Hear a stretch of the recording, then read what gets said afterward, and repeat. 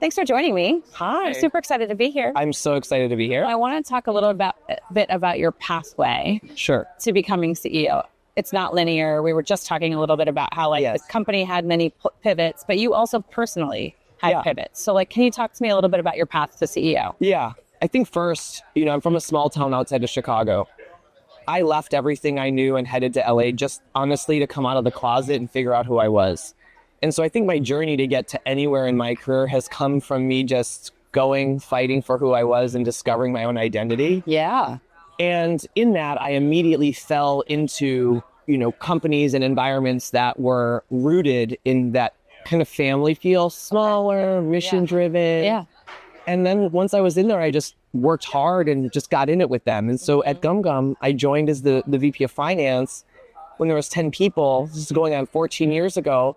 And from there, it was just it catapulted. That's amazing. Till 6 years earlier, I became the CEO. Yeah. And I never really looked back. Yeah. And it was never with aspirations. I never thought about being a CEO, never even thought about being a CFO or president. Right. Just going to go where my intuition and where I feel accepted and I can be open. I love that. To that point about acceptance and sort of equity, I know that you speak a lot about this. That's something that's very near and dear to your heart. How do you think about standing up for what matters and not just walking the walk, not just talking the talk, but walking the walk? Yeah. So I think there's a lot of talking to the talk and there's a lot of ways people are walking the walk. For me personally, as a person, I will always be a bridge builder, and I always want to find a way that we can continue to move in the right direction and do that with bringing as many people along. Yes. And so for one, for me, walking the walk is my visibility. Yeah. I'm going to tell my story. I'm going to talk about who I am. I want to create that moment for others to see where I've come, and if that's interesting or that's aspiring, and you see a little glimmer of you in that, then that's amazing. And so my every day is a way to help in kind of showcasing the importance of access and equity. But I will also say when I became CEO 6 years ago, and we work in the advertising space, right? We're an AI contextual tech company. We're helping advertisers get these great moments. When you peel that back, what our technology ultimately does is it understands everything in a moment of digital content. Right. Why does that matter? Right. Because anyone creating digital content can do it in their voice. Yeah. Yeah. So let's give access for everyone who wants to create to be able to monetize. Let's not code shift and have people manipulating algorithms, feeling like if I don't write about this, I'm not going to monetize. No, write in the way you want to write. How you want to. I can say I slayed this podcast with you, Lauren, and I should be able to monetize because technology should know that I'm not murdering people. Right. I'm using it as part of my vernacular and how I talk, and how I create. Sure. And so at the end of the day, I get really passionate around the tech, not only for us as people, good moments, more effective advertising, but you peel it back, it's good for humanity. And it creates equality in the ability for everyone to monetize in their purest of voices. Of course. And that gets me super jazzed. That's great. I think there's been obviously a lot of change when it comes to things like talking about equality and equity. And I've noticed that if you don't actually believe it, you're going to just fold it. You're going to 1,000%. And that we've been seeing that left and right. And I think people are seeing that and they're like, you never really believed in what you were saying. You never walked the walk. Yes. And I see that. I've been a CEO for 6 years now. Clearly, I have a uniqueness to how I show up, how I dress. Right. I'm in investor conferences, in banking environments, and I'm with traditional people in those areas. Sure. And it's interesting. I can feel the difference now of even how I'm subtly treated versus how it was 2 years ago. Interesting. That change is absolutely real. Right. And I can feel it. Yeah. And so standing even taller and owning that is most important now. Yeah. Because you are seeing where people were looking at you or what you did as you were a flavor of the month to get behind. Of course. And now you might not be. Yeah. And I might not be. And who's really there to stand with me, behind me, and who's not. And you can definitely feel and see the difference. You won't always hear the difference. But I've been a closeted man for 20 years before I came out. I can feel the difference. Sure. Do you, as a leader, how do you kind of flow that through the organization? Like, how do you make sure that people inside of GumGum get to show up in their most authentic way? How do you make sure it's woven into the technology? Like, yes. How do you think about that as a leader? Yeah, we have open dialogues about that. I think we continue to make access in creating employee resource groups and teams for people to have voices and connect. We still commit to all our DEI work, thinking about how that also adjusts for the current state and what's going to be valuable for that team. And again, for me, it's really big on the visibility and talking and telling my story.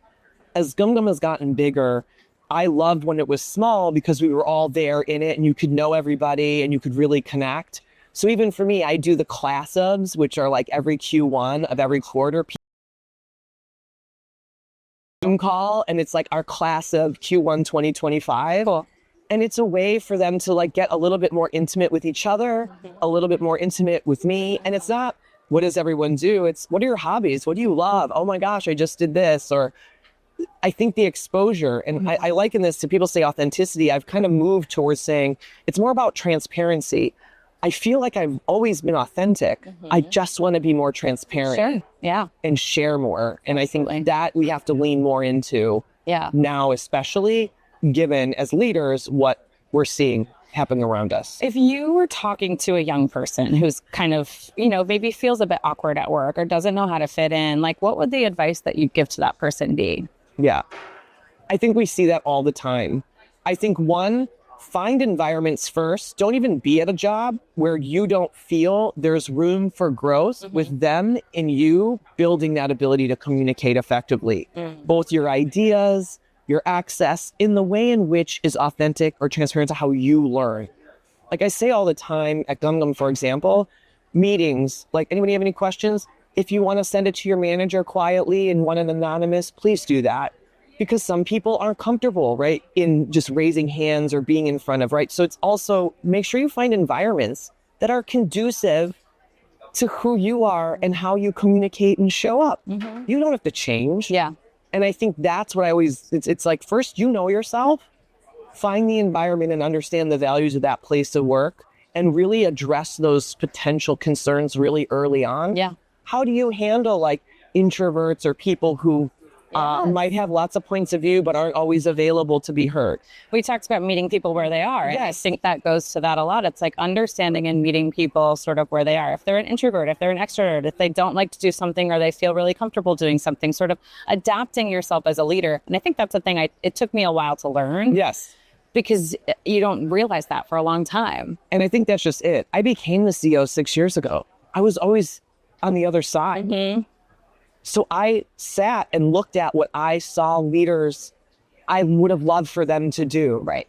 And so at the end of everything we're talking about, everything I do, and of course I get it wrong, is put myself in their shoes. Right. So when someone has called me saying, I'm looking to have a baby, I've been trying, my response is, then we're not going to talk about work. Our goal is that you feel stress-free. Right. And then she calls me crying. 6 months later, she's pregnant. Aww. Like those are the moments that, if I was in that situation, my sister, family, people I love, you show up in their seat. You walk their walk. Yeah. It's the only way you then as a leader develop. And then as a leader, I think the important thing is as a business that's growing and pivoting and changing all the time, you've got to be 12, 15, 20 steps ahead. My job is never done. I can do it better. I can be more thoughtful. I see things 12 months down the road. The team has no idea, but I'm getting the muscle built within this. This is how we're going to do it. You don't even realize you're building this muscle because I know what you're going to need and I want to make sure you're ready. That's great. It takes a lot of foresight and vision. Totally. Yeah. And I think it ultimately boils down to true love. Yeah. Like you work with people who are giving their all. As a CEO for these 6 years, I establish a vision. And my number one job is to find people who want to get behind that vision. Yeah. When someone says, I want to be a part of this, you owe that to them. Yeah. You owe that to them to then continue to give your all. It's stand funny. behind that. We were talking about DJ Khaled because you interviewed DJ Khaled last night. It was so fun. It was so fun. So amazing last night. And one of the things he was saying sounds very similar, is like how much he loves his audience and cares about them and thinks about them and makes them for them. And he's in the studio recording, and it's in his mind that he's doing it for the love of Yes. the love. And it sounds like a lot of that's kind of how you think about it too. That's why when we were chatting last night, I was like, as we're chatting, I'm like, we were looking like right in each other's eyes. Yeah. We're this close.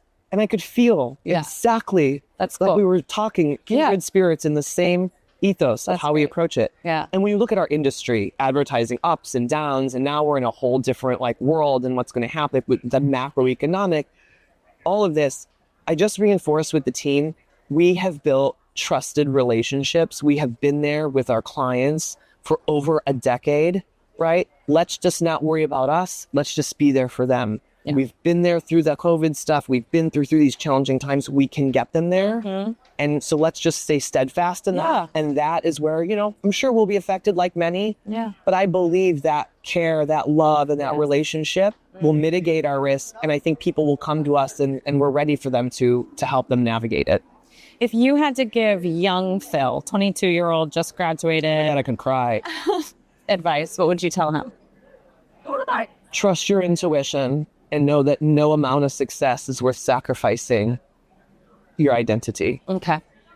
Nothing about any world's success definitions is worth anything around constantly challenging and discovering yourself. Yeah. Because that is ultimately the key to what all that is. I look at my life and I can't even believe that it's what is my life. And I know you get all the things you ever dreamed about. I did. And then you're standing there and you're like, oh my God. Yes. And then, and it just gets added. Yeah. My 9 nieces and nephews see something I've never saw, a different way to live. Yeah. What's possible when you swing big. Yeah. And it's that I would just really instill. It's like, go with your intuition, fight for your trueness of who you are. Don't be afraid. Don't chase for the sake of chasing. Do you feel like there were times in your life where you did chase for the sake of chasing and you kind of had to like learn that lesson the hard way? Yes. I think even as I started my career in finance, I was good at finance. And here I am, a closeted guy, good in finance. I'm going to do business. This is what I'm going to do. And I liked it. But now that I've been CEO and I've learned and grown into my creative side and a lot of other things, I'm like, wait a second, I really like all of this. I'm so grateful for my CFO finance days. Yeah. And that's why I moved into smaller companies. Right. Because I didn't mind the work, but in a smaller company, it was magic because I was part of this bigger thing. As I was able to feel more connected, like within my soul in building and growing and learning, I really discovered, oh my gosh, like I really enjoy the creative and shaping the vision and being a part of listening to the team and the culture. And so I don't think I'd ever go back to the finance world again. I'm glad I have it as a skill, but that would be one where it got me here, which I'm grateful for. Yeah. But would I go back if I organically was as confident with being able to be who I was really young early on? I don't know if I would have chose that at all. Got it. Yeah. It seems like you have a very, almost like a spiritual, or like you're operating like a high vibration. Yes. Do you feel that? Like I you do. feel connected? I feel 1000% connected, and I do operate that way. I take a lot of, I think when you get to being a CEO, it is very true what they say. It is a tremendous amount of responsibility. It is extremely lonely. And I think for me, the key to navigating that is to kind of really drop in and really understand the impact that you're making every day and connecting with yourself very deeply so that you can push through all of those things and really look at what you're actually contributing on the other side. And I've been told that by a lot of people at GumGum, like, you're very mindful, you're very spiritual, and I've evolved into that. Yeah. That's so funny, but then people are like, don't get it wrong, I know those numbers, I've raised money, I could do the finance side, nobody's business. So I do constantly have that. You're both worlds. Yes, that inner voice is like, are we going the logical finance number says this, strategic intuition, emotion this, and it's like, someone wins every day, but that decision is different depending on the... It gives you, like, I think a broader, like, overview as a CEO. It gives you more tools in your toolbox that you can kind of make decisions from. Yes, 1000%. Yeah. And you get to a place where you're just like, you're going to do all of this and work for me is it's not work. It's like a passion. What we're doing is a passion. And so I also just feel like to be as deeply spiritually connected to that is what I need to be able to represent for this team when everyone around is working to help execute on this. Yeah. And that's important for me. And it's important for them, our clients, our partners, to be able to feel and know that when they spend any time with me. Yeah. You mentioned it's lonely at the top, and I've heard that a lot from CEOs. Like, what is that? Just like, it is what it is. Like, it is lonely at the top. It's tough because you're the one that's in charge and everyone's looking to you for the answers, and you don't always know because you're human. Yeah. So how, like, what would you tell other CEOs that sit in a similar position? Yeah. Leaders of businesses or people starting out companies, or how do you think about that? I think for me, it's one thing I would say is, so, my close groups of friends in my personal life are not CEOs. They're not really in business. They run the gamut of very different parts of how they contribute to the world. And for me, that's so powerful and so valuable because I get a different perspective from them. In some cases, they're like, you're a CEO, and they don't really understand what that means. Yeah. And for me, I love that because we're all in it together. Yeah, I love that. And so one piece of advice would be like, extend your network. Don't just hang out with other CEOs or other leaders. Hang out with artists and people of different backgrounds that really aren't even sure what you do. And it's not about that. It's about the humanity of what that relationship, friendship is there in supporting each other. It also keeps you more grounded. It keeps you way more grounded. Right. And that's been a true blessing is that, I can then be with them and we're just all in this world doing our best. We're not just sitting around with other leaders talking about the challenges or celebrating the celebrations. You're with a different group that brings a different perspective that helps you feel vulnerable and honest because they can give you raw honest back without having their own bias to being in a similar situation. So it's interesting. It's like lonely at the top, but I don't find comfort in another CEO. I find comfort in like my artist friends. There are people who are community and the difference of that. Great. Well, Phil, thank you so much for joining me. This was a great conversation. Thank you so much. This was amazing. Really appreciate it. Cool. I'm glad we did it. Yes, this was good. Thanks.